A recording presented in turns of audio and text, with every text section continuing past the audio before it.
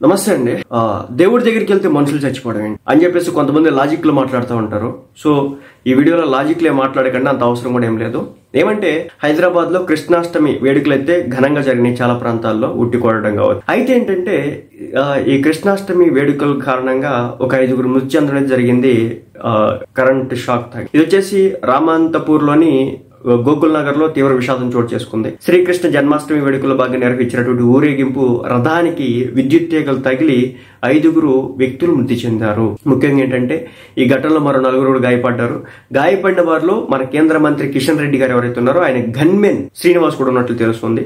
గాయపడిన వారిని ఆసుపత్రికి తరలించినారు. మృతి చెందిన వారు వచ్చేసి కృష్ణ యాదవ్, రుద్ర వికాస్, రాజేందర్ రెడ్డి, శ్రీకాంత్ రెడ్డి, సురేష్ యాదవ్ గా గుర్తించారు. సో ఇది దేవుడు చేసిన తప్పేం కాదు, మనుషులు చేసుకున్నటువంటి తప్పు. కరెంట్ వైర్లు అంత ఎత్తు ఉంటాయి. సో వీళ్ళు రథాన్ని అంతకంటే ఎక్కువ కట్టారు. ఎస్టిమేషన్ వేసుకోవాలి కదా. ఇప్పుడు దేవుడు తప్పు ఎలా అవుతుంది? కాబట్టి ప్రతి దాంట్లో దేవుడిని నిందించడం కరెక్ట్. ఆ విషయాన్ని అయితే గమనించాలి.